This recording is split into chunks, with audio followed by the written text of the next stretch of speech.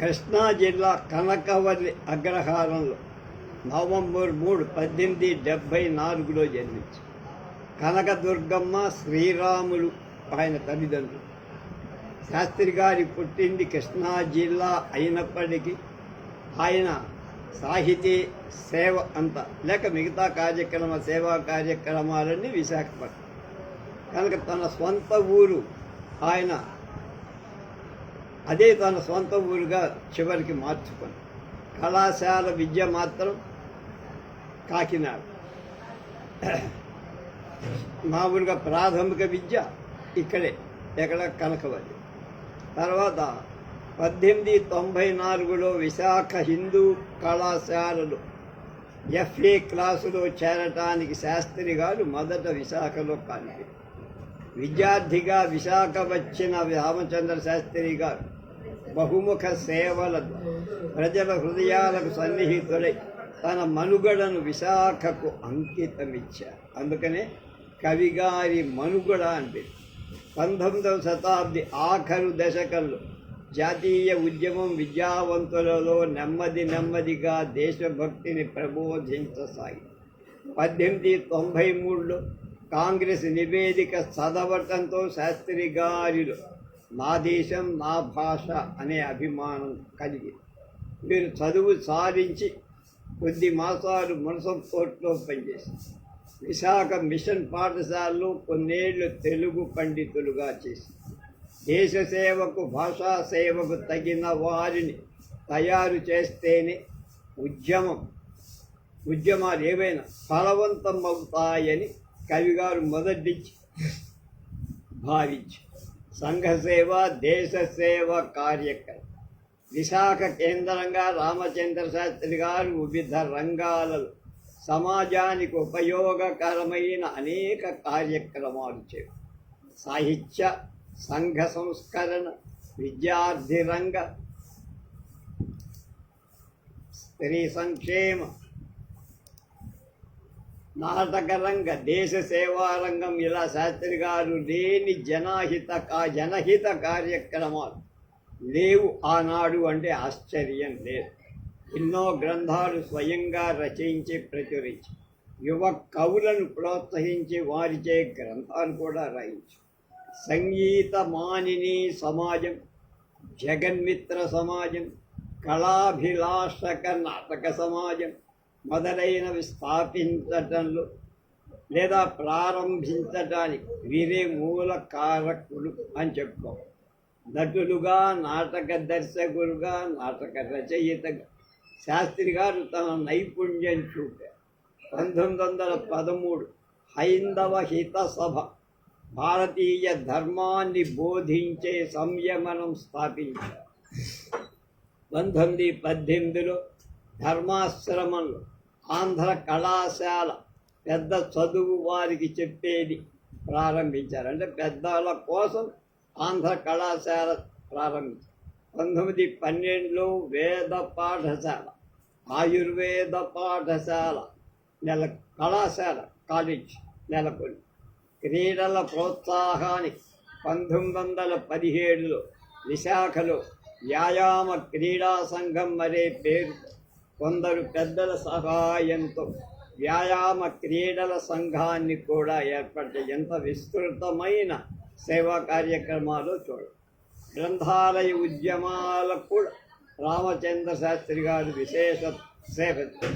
1908లో హిందూ పఠన మందిరంలో విశాఖపట్నం గ్రంథాలయాన్ని ఏర్పాటు చేసి దంత కళాశాల, డెంటల్ కాలేజ్, నేత్ర కళాశాల, ఐ కాలేజ్ కూడా స్థాపించి నిజానికి సాహిత్య రంగంలో కంటే సాంఘిక రంగంలోనే రామచంద్ర శాస్త్రి గారి కృషి ఎక్కువగా కనబడి అనర్గళంగా ఉపన్యసించే శక్తి ఆయనకు ఉండేదని మైకులు లేని ఆ రోజుల్లో అంటే భారతదేశానికి ఇంకా స్వాతంత్రం రాకముందు 1910, 20 ప్రాంతాలు వేలాది మంది జనాన్ని తమ ఉపన్యాసంతో ఆకట్టుకొనగలిగేవారని జాతీయ ఉద్యమంలో గాంధీ గారి అనుచరులై ఉద్యమాలలో పాల్గొని జైలుకు వెళ్ళారని వారిని గురించి పెద్దలు వ్రాసిన వ్రాతల వల్ల తెలుసు.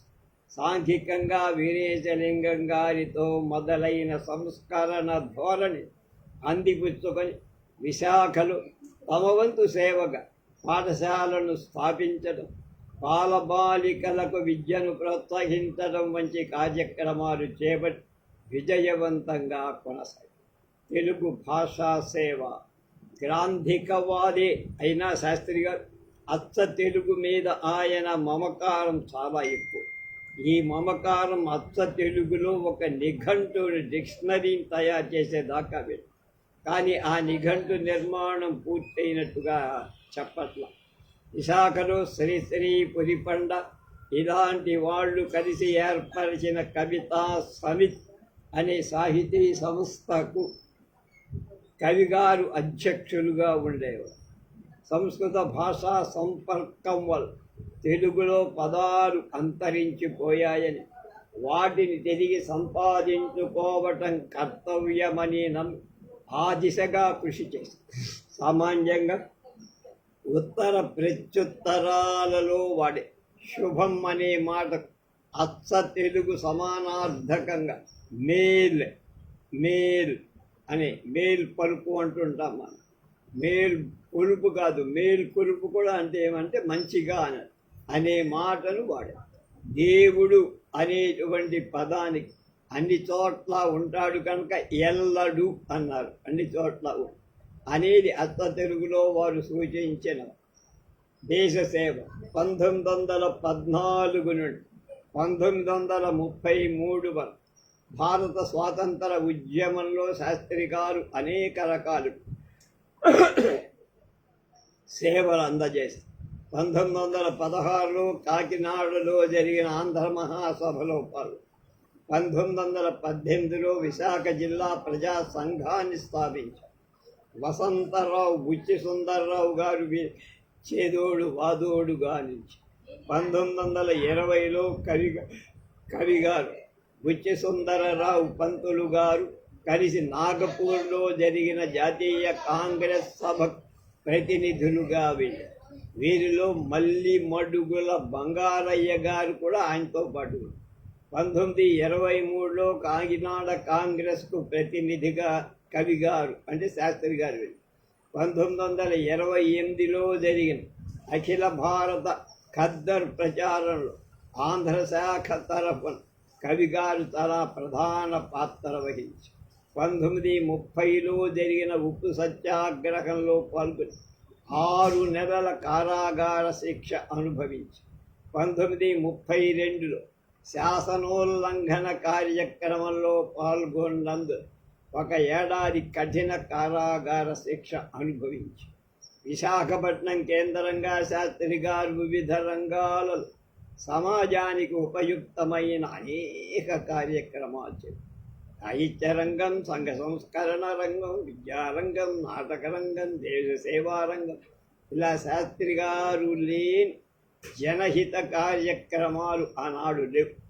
ఎన్నో గ్రంథాలు స్వయంగా రచించి ప్రచురించి యువ కవులను ప్రోత్సహించి వారి గ్రంథాలు వారితో రాయించి సంగీతమానిని సమాజ్, జగన్మిత్ర సమాజ్, కళాభిలాషక నాటక సమాజ్ మొదలైనవి స్థాపించడంలో లేదా ప్రారంభానికి వీరు మూల కారణం అవటము, నటుడుగా, నాటక దర్శకులుగా, నాటక రచయితలుగా శాస్త్రి గారు తమ నైపుణ్యం చూపించారు. 1913 హైందవ హిత సభ భారతీయ ధర్మాన్ని బోధించే సంయమనం అనే దాని స్థాపన. 1918లో ధర్మాశ్రమంలో ఆంధ్ర కళాశాల పెద్ద చదువు చెప్పే వాళ్ళకి, పెద్ద చదువు అంటే వయస్సులో పెద్దవాళ్ళకు ఉపయోగపడేట్టుగా ప్రారంభించారు. 1912లో వేద పాఠశాల, ఆయుర్వేద కళాశాల. ఒక వ్యక్తి ఇన్ని పనులు చేయటం అంటే అసామాజిక. పెద్దగా ఆస్తిపాస్తులు కూడా ఏం లేవు. క్రీడల ప్రోత్సాహానికి 1917లో విశాఖపట్నం వ్యాయామ క్రీడా సంఘం అనే దాన్ని కొందరి పెద్దల సహాయంతో ఏర్పాటు చేశారు. గ్రంథాలయ ఉద్యమాలకు కూడా శాస్త్రి గారు విశేష సేవలు అందించారు. 1908లో హిందూ పట్టణ మందిరంలో విశాఖపట్నం గ్రంథాలయాన్ని ఏర్పాటు చేశారు. దంత కళాశాల, నేత్ర కళాశాల కూడా స్థాపించారు. 1914 నుండి 33 వరకు దాదాపు 19 ఏళ్ళు అన్నమాట. దేశ స్వాతంత్ర ఉద్యమంలో శాస్త్రి గారు అనేక రకాల సేవలు అందజేశారు. 1916లో కాకినాడలో జరిగిన ఆంధ్ర మహాసభలో పాల్గొన్నారు. 1918లో విశాఖ జిల్లా ప్రజా సంఘాన్ని స్థాపించారు. వసంతరావు, బుచ్చి సుందర్రావు గారు వీరికి చేదోడు వాదోడుగా నిలబడ్డారు. 1920లో కవిగారు, బుచ్చి సుందర్రావు గారు, మల్లి మడుగుల బంగారయ్య పంతులు గారు కలిసి నాగపూర్లో జరిగిన జాతీయ కాంగ్రెస్ సభకు ప్రతినిధులుగా వెళ్ళారు. 1923లో కాకినాడ కాంగ్రెస్ ప్రతినిధిగా వెళ్ళారు. 1928లో జరిగిన అఖిల భారత ఖద్దర్ ప్రచారం ఆంధ్ర శాఖ తరఫున కవిగారు చాలా ప్రధాన పాత్ర వహించి 1930లో జరిగిన ఉప్పు సత్యాగ్రహంలో పాల్గొని 6 నెలల కారాగార శిక్ష అనుభవించి 1932లో శాసన ఉల్లంఘన కార్యక్రమంలో పాల్గొన్న 1 ఏడాది కఠిన కారాగార శిక్ష అనుభవించి 1904లో కళాభిలాషక కావ్యమాలిక పేరున అనేక గ్రంథాలు రాసి 1926లో వీరి అధ్యక్షుడు కవితా సమితి అనేది ఆవిర్భావం. సాహిత్య రంగం 1904లో కళాభిలాషక కావ్యమాలిక పేరున అనేక గ్రంథాలు రాసి ప్రచురించి 1926లో వీరి అధ్యక్షతన కవితా సమితి ఆవిర్భావం. మహోద్యమం వంటి రామచంద్ర కవి గారు, ఆయనే ఒక ఉద్యమం. 1951 సెప్టెంబర్ 9న చనిపోయారు.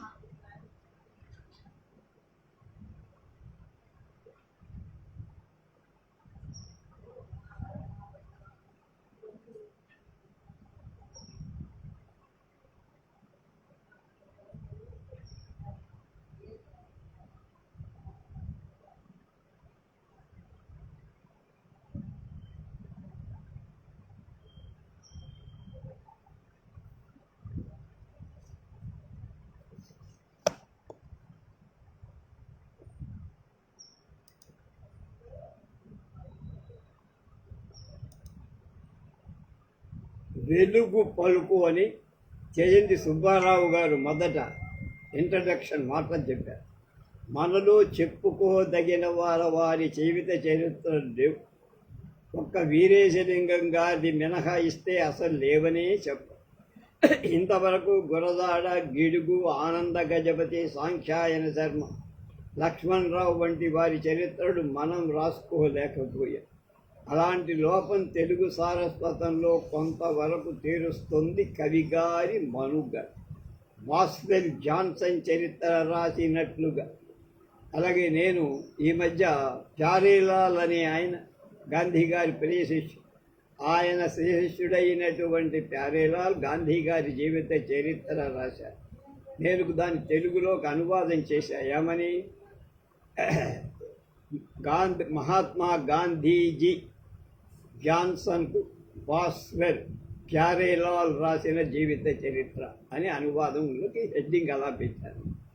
కనుక రాసినట్టుగా మా సుబ్బారావు గారు కవిగారి మనుగడ అంటే జీవితం, మన జీవితం అనేక విషయాలు కవిగారిని జాన్సన్ కవిత విషసంకరణలో సుబ్బారావు గారిని బాస్వెల్తో సరిపోల్చవచ్చు అని చెప్తున్నారు. దీని మీద పరిచయవాడు కవిగారి ప్రియ శిష్యుడుగా అనుయాయుగా ఉన్నారు సుబ్బారావు.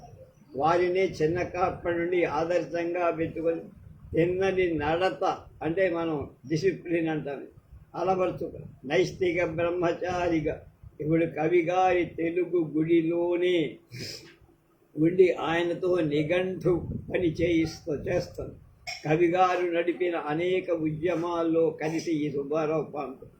ఇన్ని కలిగిన సుబ్బారావు గారు మనుగడ వ్రాయటంచే పుస్తకానికి మరింత వన్నె కలిగింది. సుబ్బారావు గారు అన్నట్టు మనుగడలు మనుచున్న వారివి వ్రాయడం చిక్కులలో చిక్కే బతుకున్నవారు అయినా మనుచున్న వారివి వ్రాయడం వల్ల నిజమే మాత్రము జారిపోవటానికి అవకాశం. అనంతరం వ్రాయబడ్డ వాటిలో కొంతవరకైనా సత్యం మరుగుపోతుంది, హైపర్ బోల్స్ ఎక్కువైపోతుంది. సుబ్బారావు గారు ఎంతో శ్రమకు సహించి ఈ మనుగడ రచన తెలుగుతనం నిలుపుకుంటూ చక్కగా తన భావన వీలైనంత జిగిగల తెలుగు పదాలకు వెల్లడించాలనేటువంటి రచయిత ప్రయత్నం గ్రంథమంతటా కనిపిస్తుంది. ఇది ఒక విశేషం అని చెప్పవచ్చు. ఇది జయంతి రామమూర్తి గారికి అంకితమైంది. ఆయన వరంపురంలో జయంతి రామయ్య గారు అంటే చాలా గొప్ప. రామమూర్తి అంటారు, జయంతి రామయ్య. మంచి పువ్వు మంచి దేవతలకే చేరు. రామమూర్తి గారు కవిగారి వలనే మంచి నడతకే ప్రాధాన్యం ఇచ్చిన వ్యక్తి. న్యాయవాది, పరీక్ష యందు ఉత్తీర్ణుడై కూడా న్యాయానికి చోటు లేని ఆ వృత్తిని వదిలేసి ఉపాధ్యాయులుగా పనిచేసిన కవిగారు రామలీల ఉత్సవాలు స్థాపించినట్లే రామమూర్తి గారు కాసింకోటలో కృష్ణలీలోత్సవాలు స్థాపించారు.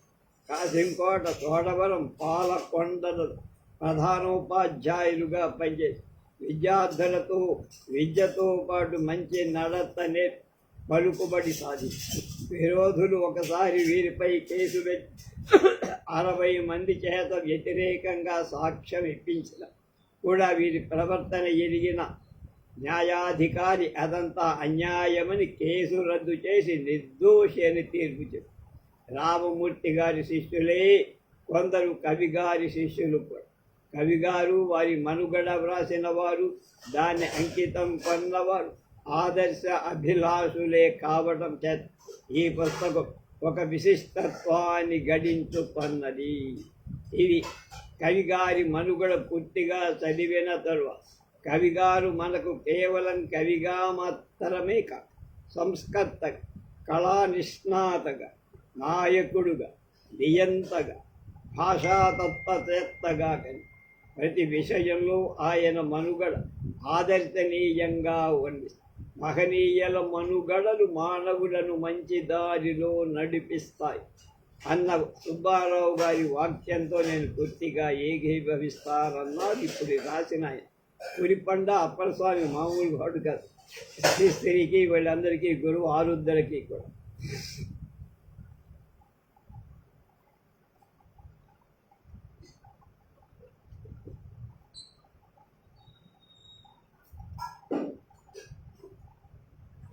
ఈ పుస్తకం రాసిన జయంతి సుబ్బారావు గారి బొమ్మ ఎలా ఉందో ఒకసారి చూద్దాం. మహనీయుల జీవిత చరిత్ర రాయటం అంటే ఆషామాషిక.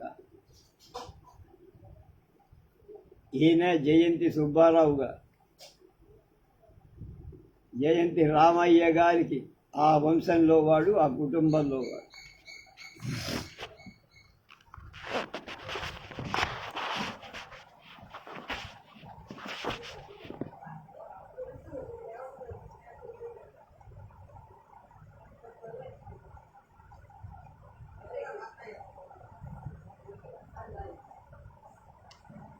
అమల కౌశిక గోత్రమందు జన్మించిన పాపయ్య భట్టు మా వంశకర్త. ఆయనకు ఇరువురు ఆత్మజులు నరసింహరామమూర్తులు వారు రమ్యగుణులు. ప్రధిత సద్గుణమణి భాసితుండగు రామమూర్తి నిర్మల కీర్తి పుణ్యమూర్తి. గాఢ విద్యాకృషి కరితుడై అతడు మెట్రిక్ పరీక్షలో మించి నెగ్గి న్యాయవాది పరీక్షయందు తేరియు మాధ్యమిక పాఠశాలకు నేటి వద్దగా నుండి శిష్యుల గరాముతో చూచి గౌరవాదరములు కంచినాడు. గరితలెల్లరు జే అన ఘనతనుంది మగని కడు భక్తి కొలిచిన మాన్యచరిత. ప్రవిలాత్మకామం మనా పరగి నేను అట్టి దంపతకులకు కడగొట్టు సుతుడా. అది జయంతి రామ్మూర్తి గారి కొడుకే ఈ రామ సుబ్బారావు.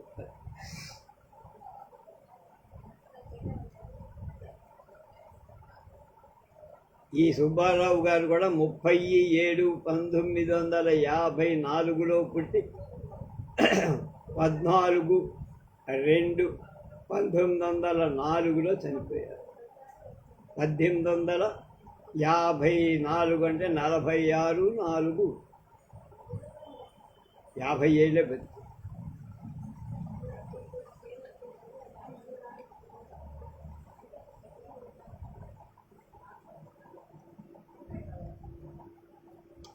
జయంతి రామయ్య పంతులు అంటే చాలా గొప్ప పేరు ఆయన. ఇద కృతి భర్త. ఈ పుస్తకాన్ని ఆయనకు అంకితం ఇచ్చారు జయంతి రామయ్య గారు. అడ్వకేట్ అయినా ప్రేడరీ చెయ్యకుండా బడిపంతులు ఉద్యోగం చేశారు.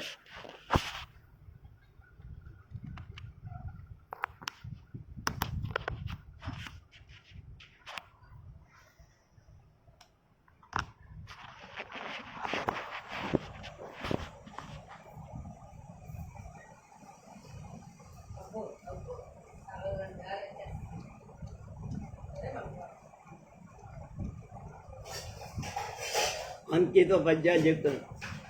ననుగని పెంచిన నీకు మనుకువ మీర కవిగారి మనుగడ ఎడితిని అనుభగు గురుతుగా దీని కొలుతుని దీపింపు మెకుడు పూరిమి తండ్రి అని సుబ్బారావు గారు తండ్రికి అంకితం ఇచ్చారు. కార్తీక మాసం యుగనామ సంవత్సరం.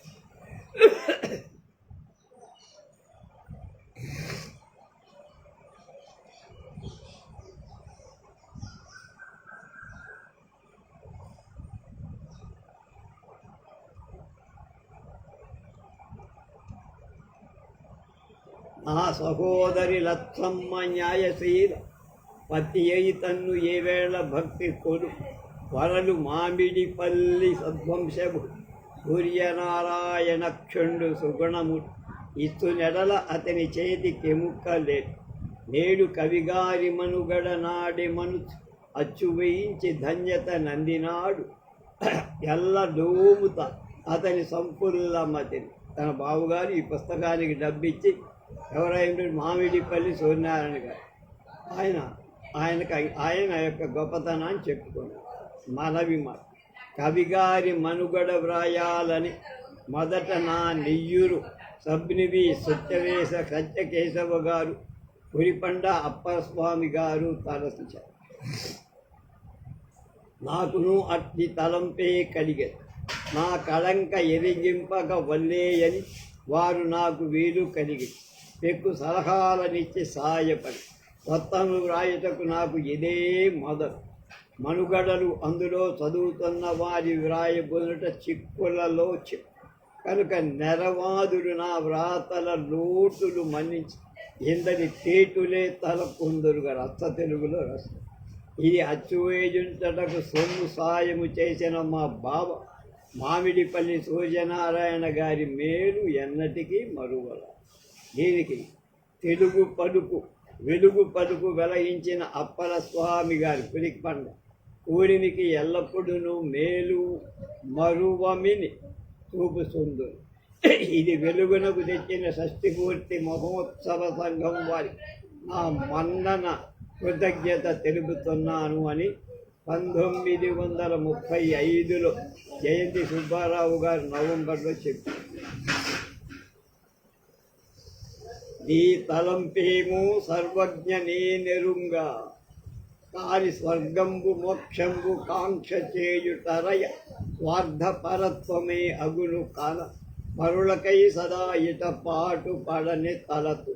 మారేపల్లి రామచంద్ర శాస్త్రి గారి కవిత్వం. మళ్ళీ నీ తలంపేమో ప్రజ్ఞ సర్వజ్ఞ, ఓ దేవా నీ ఆలోచన ఏమిటో నాకు తెలియదు, నేనెరుగా నాకు తెలియదు, కానీ మోడీలాగా నేనే అన్నీ చేస్తున్నానని గర్వంగా చెప్పాలా, దైవాంశ సంభూతులన్నీ అని చెప్పాలి. స్వర్గంబు మోక్షంబు కాంక్ష చేయుటరయ, స్వర్గము మోక్షము అది కావాలని నేను కోరను, స్వార్థపరత్వమే అగును, అలా కోరితే స్వార్థమైనడు, కాన పరులకై సదా పాటు పడనే కలదు, ఇతరుల కోసమే ఎప్పుడూ పాటు పడతాను అని ఎంత వినమ్రంగా చెప్పారు.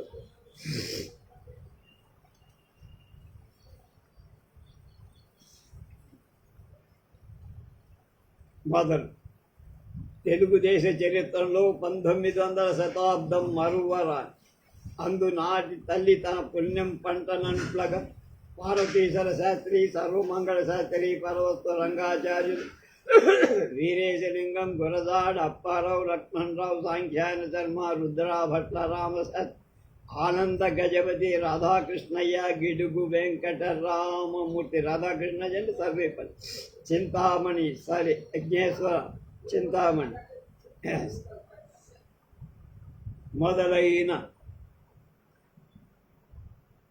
మొదలగు కన్నాకు బిడ్డలను ఎందరినో కననూసుకొని వారి వలన వాసి పేరు తెచ్చుకొని, అలాంటి వారిలో ఈ మనుగడకు వడయలగు మారేపల్లి రామచంద్ర శాస్త్రి గారు ఒకరు. వీరు పుట్టినప్పట్టు కనకవల్లి అగ్రహారం, కృష్ణా జిల్లా గన్నవరం తాలూకా. పుట్టినవాడు పుచ్చిన నాడు భావనామ సంవత్సర ఆస్తయుజ బహుళ దశలు. వీరిది వెలనాటి శాఖ కౌండిన్యస గోత్ర. తల్లిదండ్రులు కనకదుర్గ, శ్రీరాములు. తాత ముత్తాతలు రామస్వామి, సుందర రామావధాలు.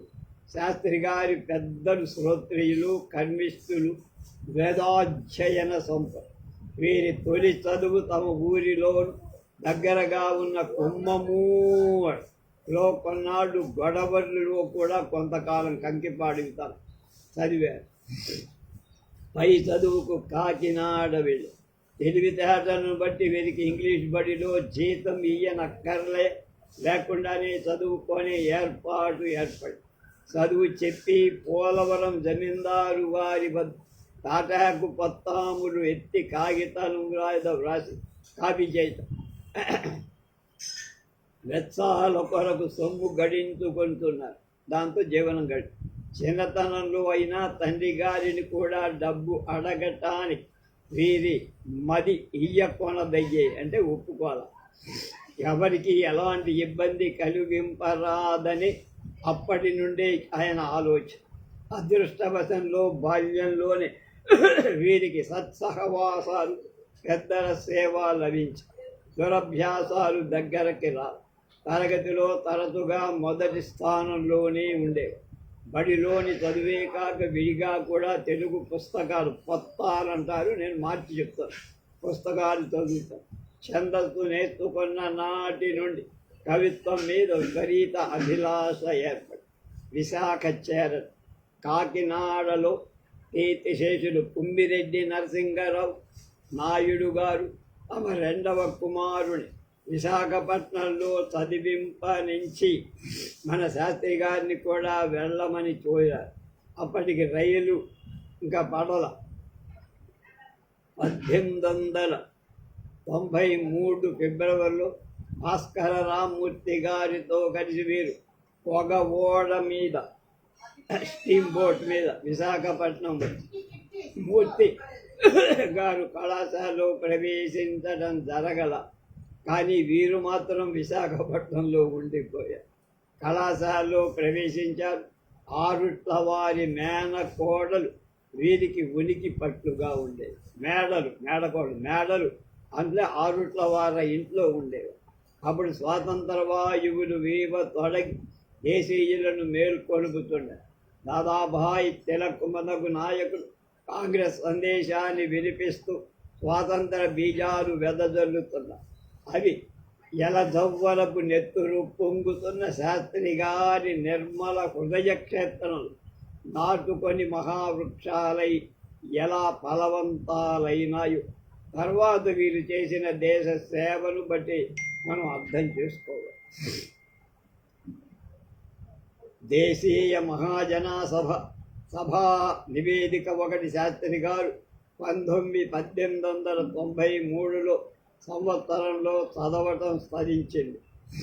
దాన్ని ఆ వేదికనే వీరి జీవితంలో ఒక మహత్తరమైన పరివర్తనం. అదే అక్కడ చేతమే ఆయన జీవితంలో నా దేశం నా భాష అనే భావాలు దృఢపడి పాదుకొని అంతవరకు ఉండిన పెద్ద చదువు చదివిన ఉన్నతోద్యోగం సంపాదించాలని భావం నశించి దేశమాత పాదపీఠంలో ప్రాణాలు వదిలేయాలనే దృఢ సంకల్పం కలిగి బానిస కులుపకై పట్టభద్రులవటం హీనం అని తోచింది. కానీ ఇంగ్లీష్లో గల ఉత్తమ జ్ఞానాన్ని సంపాదించటానికైనా కొంతవరకు చదవటం మంచిదని ప్రవేశ పరీక్షలో నెగ్గి FA తరగతిలో 6 నెలలు చదివి బడి మానేశారు. కవి బిరుదు శాస్త్రి గారి కాకినాడలోనే కవిత్వం మీద అభిలాష మెండుగా ఉందని తెలిపాం కదా. వీరు విద్యాభ్యాసంగా ఉండనప్పుడు ఒకసారి హిందూ కళాశాల వార్షికోత్సవం అప్పటికి మన శాస్త్రి గారికి చక్కని కవిత్వ ధార మంచి శైలి అలవాటు. ఆ వార్షికోత్సవంలో కొన్ని పద్యాలు వ్రాసి శాస్త్రి గారు చదివారు. అవి సభ్యులు మెచ్చుకున్నారు. అప్పటి ప్రిన్సిపాల్ PT శ్రీనివాస అయ్యంగార్ శాస్త్రి గారి కవితాశక్తికి మెచ్చుకొని కవి అనే బిరుదులో సంబోధించింది. అప్పటి నుండి శాస్త్రి గారి పేరు కవిగారు అనే పేరుతో వాడుకలోకి వచ్చింది. అప్పుడు ఆయన రాసిన పద్యాలు 2. హరిపుత్ర హరిపుత్ర హరిపుత్రులకు మీరి గౌంధర్య సరస వత్సంపద గోపాల గోపాల గోపాలులను గెలిచి భరత నిర్మితి భోగ భాగ్యము. హరిపుత్ర హరిపుత్ర హరిపుత్రులను జయించి ధర్మ కౌశల బల ధర్మములు.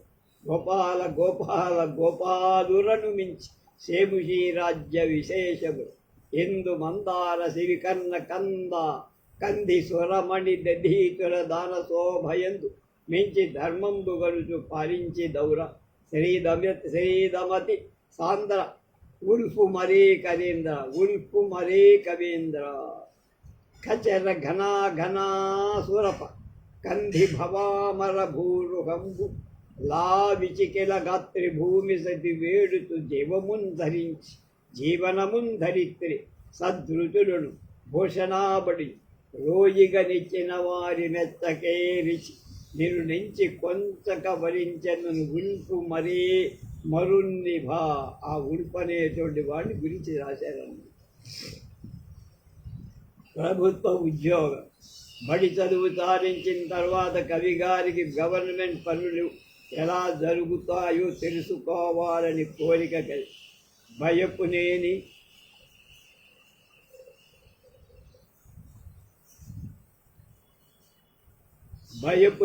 జోగయ్య నాయుడు గారి స్నేహం వలన లభించిన మున్సిపల్ కోర్టులో ఒక తాత్కాలిక ఉద్యోగం 6 నెలలు చేసి అప్పుడు మరొక ఖాయపు ఉద్యోగం వచ్చినా అంటే పర్మనెంట్ ఆర్డర్ కాగితాలు కూడా ఆయన తీసుకోకుండా అనుకున్న 6 నెలలు గడువు పూర్తి అవ్వగానే రాజీనామా ఇచ్చవతల పారేశారు. అదే దొరతనానికి సాయపడమిని వెల్లడింపకయే వెల్లడించిన తొలి కమ్మ అంటే ఉత్తరం. శ్రీకళాభిలాషక సమాజ్ కవిమిత్ర గారి మిత్రులో ఒకరైన శెట్టి లక్ష్మీనరసింహం గారు నాటకాలు ప్రదర్శించాలనే వేడుక కలిగి 1895 డిసెంబర్లో కవిగారిని కూడా అందులో పాల్గొమని కోరారు. వీరు దానికి ఒప్పుకొని తమ జట్టుకు శ్రీ కళాభిలాషక నాటక సమాన్ అనే పేరు పెట్టి ఆ ఏడు వేణీ సంహారం అనేటువంటి నాటకాన్ని ప్రదర్శన చేశారు. విశాఖపట్నంలో అప్పటికి నెలకొని ఉండిన జగన్మిత్ర సమాజం వారు పోటీకి వీళ్ళకి పోటీ వచ్చారు. అందువల్ల వీరి సమాజం వారు తమ ప్రదర్శన మరింత బాగా ఉండాలంటానికి కృషి చేసి ప్రేక్షకుల మెప్పు పొందారు. 1896లో 2 నాటకాలు ఆడారు. ఇలా సమాజం సాగుతున్న దానిలో బహునాయకత్వం అనేది ఒక లోపంగా కనిపించింది. అందుచేత కవిగారు 1797 తగు నిబంధనలను ఏర్పరిచి పూర్ణాధికారాన్ని తానే పొంది దాన్ని నడిపించటం మొదలుపెట్టారు. నాటకాల వల్ల వచ్చే సొమ్ము బీద పిల్లలకు విద్యాదానం చేయటానికి, ప్రయోపయోగ కార్యాలకు ఉపయోగించటానికి నిశ్చయించుకున్నారు. అలాగే జనసామాన్యానికి జ్ఞానాభివృద్ధి కలగ చేయటానికి నాటక ప్రదర్శనలు మంచి సాధనాలు అనే ఆలోచనతో వీరు తమ శక్తినంతా వినియోగం తమ ఆశయాలకు అనుగుణాలుగా నాటకాలు రాశారు. సమాజ సభ్యుల నాటకాలని ఆడాలి అనే నియమం కూడా చేశారు. దాని చేత కవిగారు శెట్టి లక్ష్మీనరసింహం గారు, ఆకెళ్ళ సత్యనారాయణ గారు రచించిన నాటకాలని సమాజం వారు ప్రదర్శించారు. అందు కవిగారి నాటకాలు ఎక్కువగా ఉండేవి. వీరు నాటకాలు రాయటమే కాక నాటక ప్రదర్శనలో స్వయంగా తానే పాత్రధారణ చేసి అభినయిస్తూ ఉండేది. సూత్రధారుడు కృష్ణుడు, పాండురాజు, ధర్మరాజు, అర్జునుడు మొదలైన ప్రధాన పాత్రలు ధరించేవారు. బాల షేక్స్పియర్ అనే వేషాన్ని కూడా ధరించారు. ఆయన బాల షేక్స్పియర్ అనే పొగడ్త కూడా అంటే బిరుదు కూడా పొందారు. రంగస్థలంలో స్వతంత్రించి శయ్యాగారం, భోజనం, దూర ప్రయాణం మొదలైనవి కూడా ప్రదర్శించారు. ఈ నాటక ప్రదర్శనం వల్ల విశాఖపట్నంలోని చిన్న పెద్ద కవిగారి ఎడల గౌరవ అభిమానాలు ఎక్కువైపోయాయి. మిత్రవర్గం అధికమై నిరంతరం వీరి బసలోనికి అనేకులు వచ్చి అనేక రకాలైన విషయాలను గురించి ప్రసంగాలు చేస్తూ ఉండేవి. అలాంటి సమావేశాలకు అనువుగా ఉండటానికి కవిగారు గోసాల మేడ దగ్గర ఉన్న ఆరుట్ల రామదాసు నాయుడు గారి గృహంలో బసమార్చి దానికి ధర్మాశ్రమం అనే పేరు పెట్టి ఇక్కడ నాటక సమాజ సభ్యులకు తగిన శిక్షణ ఇచ్చి వారిని నాట్యకళా కుశలులుగా అంటే ఎక్స్పర్ట్స్గా తయారు భాషా జ్ఞానం చాలని సభ్యులను ఉచ్చారణ సరిగా రాని మహమ్మదీయులకు కూడా నేర్పించి వాడు సహాయపడుతుంది. నటులను తయారు చేయటంలో వీరు మంచి శక్తి సామర్థ్యాలు చూపించి 1797 మిషన్ స్కూల్లో నాటకాలు అంటే అక్కడ విశాఖలో శ్రీ కళాభిలాషక నాటక సమాజ నటుల గురించి ఇలా సంగ్రహంగా చెప్పదు. శెట్టి లక్ష్మీ నరసింహం గారు ఈయన భీముడు, భీష్ముడు, సత్యవంతుడు, అర్జునుడు, దుర్యోధనుడు మొదలైన రాజవేషాలు వేశారు. రాజటీవీ కొరబడకుండా చూపగల చక్కని నటుడై ఒకప్పుడు కుంతి, ఉలూచి పాత్రలు కూడా అంటే స్త్రీ పాత్రలు కూడా వేశారు. చావలి వెంకటరమణ శర్మగా ఈయన సహజ హాస్యప్రియ, తరచుగా బ్రాహ్మణ పాత్రలు ధరించేవారు. వీరి హాస్యరసం సున్నితం గణింపతై. భాగవతుల కృష్ణారావు ఈయనకు పద్యాలు చదవటంలో మంచి పట్టు రాల, కానీ విశ్వామిత్ర పాత్ర అభినయించడం మంచి పేరు తెచ్చుకోండి. తడకలూరి కుప్పుసారి గారు ఆయన మెడ్రాసు వాడు నటుడు. ఈయన హరిశ్చంద్ర, సత్యవంత, కృష్ణ, విష్ణువర్ధన, బిల్హనుడు మొదలు పాత్రలు వేసి నాటకాలలోని పాటలకు మట్లు వేస్తూ ఉండేవారు. అబ్దుల్ అజీజ్ సాహెబ్ గారు భీముడు, పాండురాజు, జుమత్సేనుడు.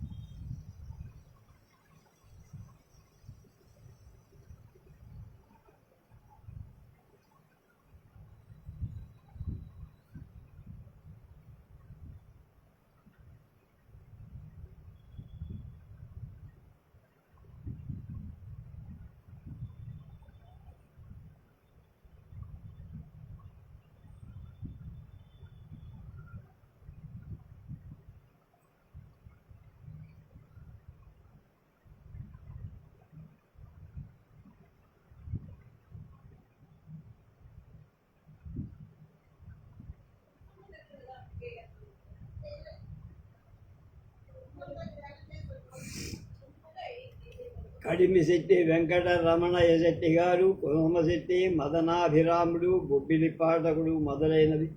కవికొండల నరసింహం గారు విదూషకుడు మొదలైనవి. అమీర్ సింగ్ గారు నారదుడు మొదలైనవి. కొండూరు రామ్మూర్తి గారు అర్జునుడు, సత్యవంత, సారంగధర మొదలైనవి. జయంతి సూర్యనారాయణ గారు వశిష్ఠ సుబుద్ధి జయంత మొదలైనవి. ద్వారం వెంకటరెడ్డి నాయుడు గారు యమ జయదేవ మొదలైనవి. ఆమంచి రామమూర్తి సీతారామయ్య గారు హాస్యవేషాలు మొదలైనవి. మారేపల్లి సూర్యనారాయణ గారు లోహితాస్య ప్రద్యుమ్న మొదలవి. జల్లేపల్లి వీరభద్రస్వామి కన్యకాంబిక, సత్యభామ, సుభద్ర మొదలైనవి. చిల్లా నారాయణ స్వామి గారు చంద్రవతి, సావిత్రి, యామిని, పూర్ణ తిలక. అలాగే పక్కి ప్రకాశం గారు రత్నాంగి మొదలైనవి. కర్రి సూర్యనారాయణ గారు చిత్రాంగి, భువన సుందరి మొదలైనవి. శివకోటి అప్పలరాజు గారు భానుమతి మొదలైన పాత్రలు ధరించి. అలాగే ఎం రత్నవేలు మొదలియారు గారు కోదు, మేదరి, బాలికే మొదలగు వేషం. ఈయన జానపదుల మాటలలో పాటల్లో ఆరితేరిన నైపుణ్యం గల చిత్రకారుడు. సమాజానికి కావాల్సిన తెరలు తయారు చేసేవారు, కర్టెన్స్. జయంత జయపాలంలోని ఈయన మేదరి వేషం జనసామాన్యానికి బాగా ఆకర్షణ. నేటికి ఉత్సవాలలో పరుగులు తీసేటువంటి మేదరి రాజకూతురు వేషాలే అందుకు ఉదాహరణ. పైన తెలిపిన సభ్యులు ధరించే పాత్రల విషయంలో పరికిస్తే ఇప్పటి పలువురు నాటక సమాజ నియంత్రణలాగా ప్రధాన పాత్రలన్నీ తామే ధరించి ఇతరుల ప్రతిభ కనపడకుండా చేసే దురాచారానికి కవిగారు ఏనాడు తావు ఇవ్వల. అంతేకాదు తమ సమాజంలో ఉన్నత స్థితిలోకి తెచ్చిన తావు పాత్రధారణమే మానుకొని ఆయా వేషాలను అర్హులకి ఇస్తూ ఉండేవి. ఈ సమాజంలో రాజసభలలో అప్పుడప్పుడు నృత్యం చూస్తూ ఉండేవారు. నటీ సూత్రధారుల సంభాషణం మొదట తరుగుతున్న తర్వాత వాటిని వదిలిపెట్టి అలాంటి సంస్కారం తెచ్చిన వారిలో కవి గారు రిఫార్మేషన్. అయినా దీనికి బదులుగా తాను ఆడే నాటకాల్లో నీతిని గురించి మొదట చివర సవిస్తరంగా ఉపన్యాసం ఉండే. అసూయాపరుడు కొందరు కవిగారి ప్రయత్నాలకు విఘాతం కలిగించడానికి మిషన్ హై స్కూల్లో పురపాలక సంఘం వారి అనుమతి లేందే వీరు నాటకాలు ఆడారని ఆ సంఘం వారి చేత వీరి మీద కేసు పెట్టి, కానీ మేజిస్ట్రేట్ గారు అందుకు స్థలం ఇచ్చిన వారు బాధ్యులు కానీ ఆడిన వారు కాదని కేసు కొట్టేశారు. కేసు పెట్టినట్లు తెలిసిన వెంటనే ప్రత్యర్థులకు ప్రత్యుత్తరముగా 1897లో కవిగారు కంసవధ నాటకం ప్రదర్శించారు. ఈ నాటకం లండన్ నుంచి వచ్చిన లాజరస్ ధర గారి గౌరవార్థమై గౌరవపు టిక్కెట్లతో ఆడారు కనుక 1899లో కుమ్మిరెడ్డి వారి భవనంలో, 1900లో హిందూ కాలేజీలో నాటకాలు సాగాయి. 1901లో జగన్మిత్ర సమాజం వారు వేసిన సాలలో ఈ నాటకం ఒక నాటకం వేశారు. సాల అంటే ఒక ప్రదర్శనశాల అన్నమాట, తాటాకు పాకలేదు. ఇలా 6 ఏళ్ళు ఉత్సాహంతో సమాజం నడిచింది. తర్వాత సభ్యులలో శెట్టి నరసింహం ప్రభుత్వం జగన్మిత్ర సమాజంలో చేరటం మంచిదని అట్లా చేశారు. కానీ కవిగారు తమ సమాజపు బిడ్డ పేరు మాపటానికి ఒప్పుకోల. అందువల్ల కొన్ని రోజులు ప్రదర్శనలు ఆగిపోయి, అయినా కొత్త సభ్యులు కొందరిని చేర్చుకొని కొత్త నాటకాలు నేర్పి కొత్త తెరలు రాయించండి తయారు చేయించి 1904లో ధర్మాశ్రమంలోని కొంత నాటకశాల కట్టించి దానిలో అన్ని హంగులతో జనరంజకంగా మన కవిగారు నాటకాలు ఆడించి తమ సమాజానికి పేరు తెప్పి అత్యుత్సాహంతో నాటకాలు సాగుతున్న కాలం.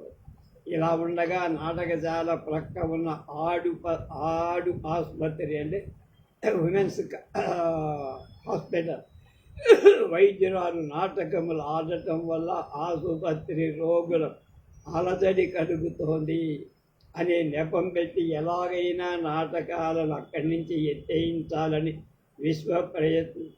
నిజానికి నాటకాల వల్ల రోగులకు అలగజడి కలగకుండునట్లుగానే కవిగారు శాలను కట్టించి, కానీ మున్సిపల్ చైర్మన్ గారిని తోడి తెచ్చి నాటక ప్రదర్శనం జరిపి ఏమాత్రం కందికయు లేదని ఒప్పించి ఆయన చేనే మళ్ళా అనుమతి పత్రం పుస్తకం. అయినా అప్పటి చైర్మన్ గారు ఏదో కారణంగా తామిచ్చిన అనుమతిని తామే రద్దుపరుచుకోవాలి. దీనికి నిజమైన కారణం దర్శిత్వం లేకపోతే. అందుచేతగా నాటకం ఆడించటానికి మరొక చోటు చూసుకోవాల్సి వచ్చింది. కవిగారి సత్సంకల్పానికి ముప్పు వచ్చి నాట్య కళాభివృద్ధికి జ్ఞానాభివృద్ధికి అడ్డుకట్ట ఏర్పడి సమాజానికి ఎంతో నష్టం కలిగి, అయినా దాన్ని జంకి కూర్చుకోకుండా గుడిసెన గుళ్ళ దగ్గర సాల అద్దెకు తీసుకొని అక్కడ నాటకాలు ఆడించడం మొదలు. విజయనగరంలో, రాజమహేంద్రంలో, అనకాపల్లిలో కూడా నాటక ప్రదర్శనలు చేసి మెప్పు పొంది అప్పటికి వారి జట్టులోని ముఖ్యులు కొందరు చనిపోవడం, కొందరు ఉద్యోగాలకి వెళ్ళిపోవడం 1912లో నాటకం ఆడించడం మానేసి శ్రీ కళాభిలాషక నాటక సమాజం శాఖగా బయలుదేరిన హితకారిణి సమాజం రసపుత్ర విజయాజి చారిత్ర నాటకాలను ఆడి పేరు పొందింది. దానికి ఇచ్ఛాపరపు యజ్ఞనారాయణ గారు పెద్ద. రేపు సంగీత మానిని సమాజం ఎలా ఏర్పడింది, కవిగారు దాన్ని ఎలా తీర్చిదిద్దారో తెలుసు.